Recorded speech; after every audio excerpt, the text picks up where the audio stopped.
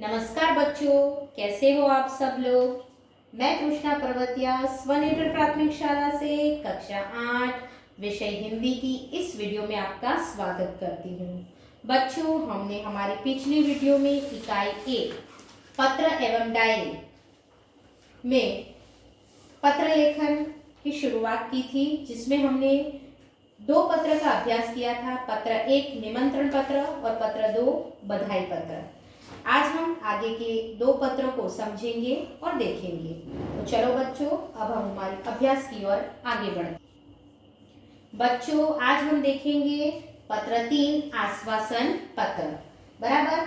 खेल महाकुंभ में असफल यानी कि अच्छा प्रदर्शन नहीं करने पर सखी को आश्वासन पत्र।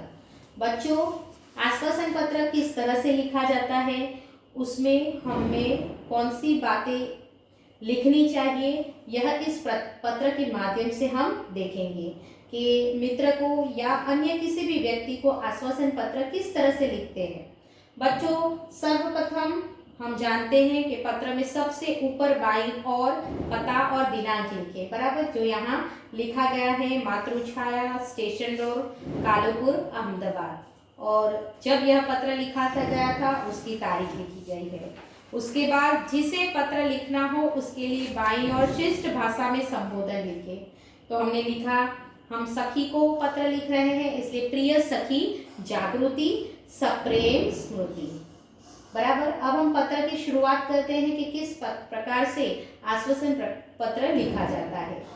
तो हम आगे लिखेंगे कि आज तुम्हारे पिताजी से फोन द्वारा पता चला। बराबर। हमें पता नहीं है, लेकिन उनके पिताजी द्वारा, आप अन्य कोई व्यक्ति का भी नाम लिख सकते हैं। आज तुम्हारे पिताजी से फोन द्वारा पता चला कि तुम खेल महाकुंभ में चक्र फेंक प्रतियोगिता में असफल रही हो। बराबर। यानी उसका नंबर नहीं आया है। बराबर। तो वह असफल रही हो। इस समाचार से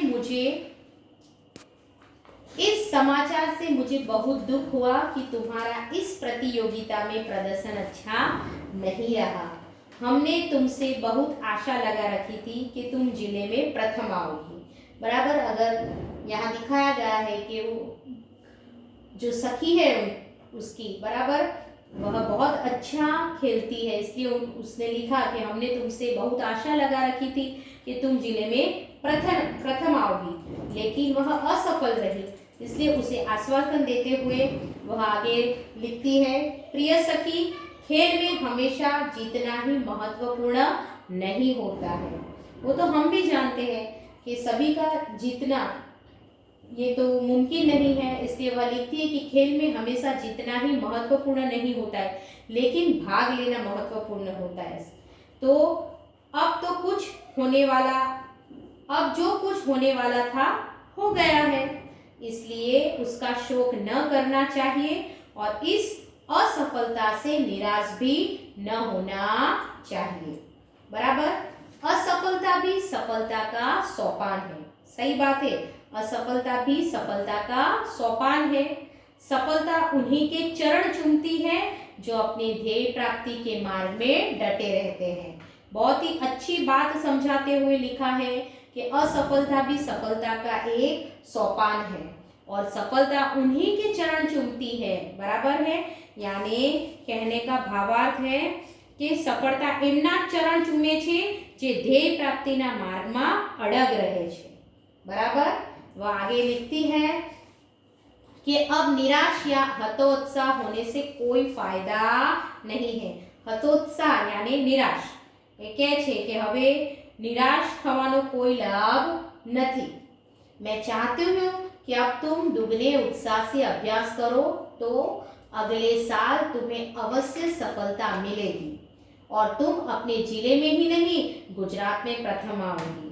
એ કહે છે, बराबर, कि હું चाहूँ છું કે તું બમણા ઉત્સાહથી અભ્યાસ કરે તો આવતા વર્ષે તને ચોક્કસ સફળતા મળશે અને તો તું પોતાના જિલ્લામાં જ નહીં પરંતુ ગુજરાતમાં પણ પ્રથમ આવશે।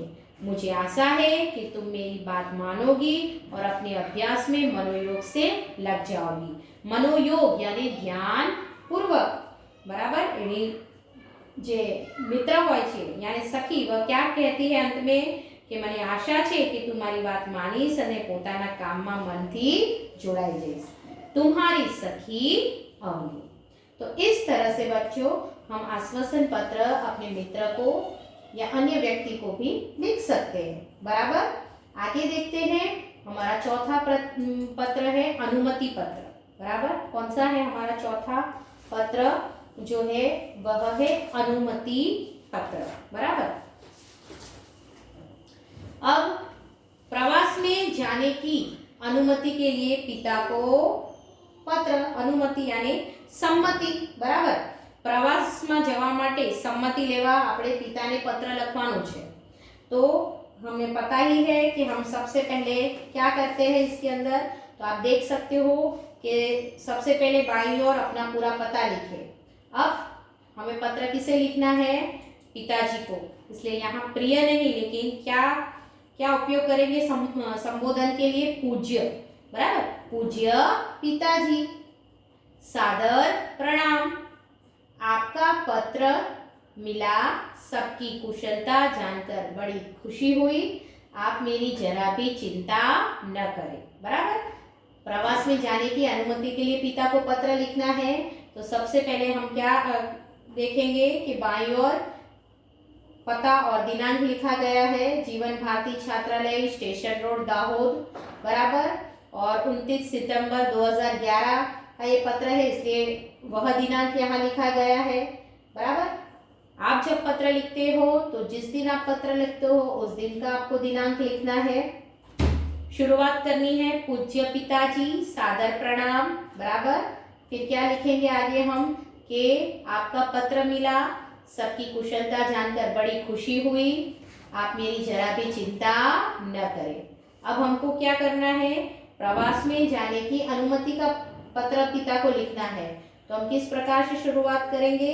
आप देख सकते हो यहाँ कि आपको सूचित करते हुए मुझे खुशी हो रही है कि हमारी कक्षा के सब विद्यार्थी अगले महीने की 17 तारीख को अजंता एलोरा की गुफाएं देखने जाने वाले हैं।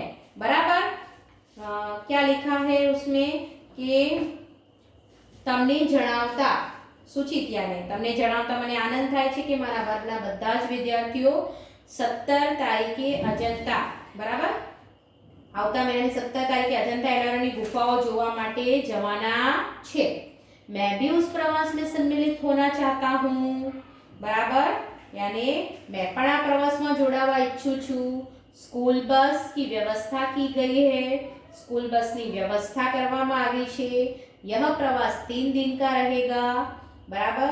यह प्रवास એટલે આ પ્રવાસ 3 દિવસનો રહેશે और 800 रुपये का खर्च आएगा। કેટલા રૂપિયાનો ખર્ચ લખ્યો છે? 800 રૂપિયાનો ખર્ચ આવશે। इस प्रवास में बहुत से दर्शनीय स्थल देखने को मिलेंगे। आ प्रवास में घणा जोवालायक स्थलों जोवा मळशे। बराबर। मेरे सभी साथी मनीष, साहिल, श्रेया, जाकिर, वहीदा, गुरमीत और डेविड भी इस प्रवास में जाने वाले हैं।